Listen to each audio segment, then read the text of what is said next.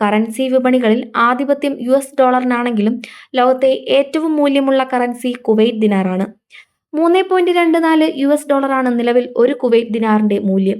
ഇത് dollar, euro, Japanese N തുടങ്ങി സാമ്പത്തിക വാർത്താ തലക്കെട്ടുകൾ എപ്പോഴും ഇടം പിടിക്കാറുള്ള മറ്റ് എല്ലാ കറൻസികളെയും മറികടക്കുന്നുവെന്ന് റിപ്പോർട്ടാണ്.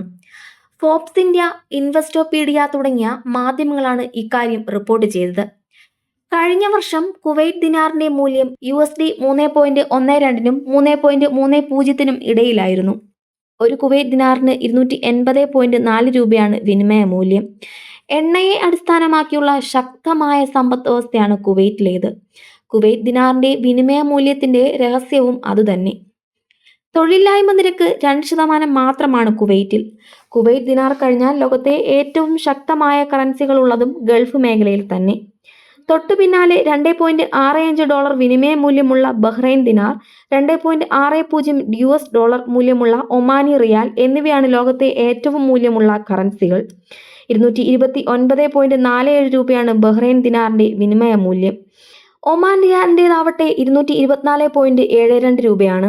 ജോർദാനിയൻ ദിനാർ, ജിബ്രാൾട്ടർ പൗണ്ട്, ബ്രിട്ടീഷ് പൗണ്ട് എന്നിവയാണ് മൂല്യമേറിയ കറൻസികളുടെ കൂട്ടത്തിൽ ഇവയ്ക്കു പിന്നാലെ വരുന്നത്. കഴിഞ്ഞ ഒരു വർഷമായി ബഹ്റൈൻ ദിനാർ വിനിമയ മൂല്യത്തിന്റെ കാര്യത്തിൽ സ്ഥിരത പുലർത്തുന്നതായി റിപ്പോർട്ടിൽ പറയുന്നു.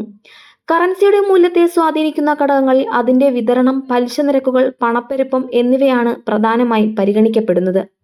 രാഷ്ട്രീയ സ്ഥിരതയാണ് ബഹ്റൈൻ ദിനാറിന്റെ മികച്ച വിനിമയ മൂല്യത്തിന്റെ മറ്റൊരു പ്രധാന ഘടകമായി വിലയിരുത്തപ്പെടുന്നത്. എണ്ണ വ്യവസായത്തോടൊപ്പം ബാങ്കിംഗ്, ഫിനാൻസ്, ടൂറിസം എന്നീ മേഖലകളിലെ മികച്ച സാമ്പത്തിക പ്രവർത്തനങ്ങളും ബഹ്റൈന്റെ സമ്പദ് വ്യവസ്ഥയുടെ സവിശേഷതയാണ്. അതേപോലെ പ്രധാനമായും എണ്ണയെ ആശ്രയിച്ച് നിലനിന്നിരുന്ന ഒമാൻ സമ്പദ് വ്യവസ്ഥയും വൈവിധ്യവൽക്കരണത്തിന്റെ പാതയിലാണ്.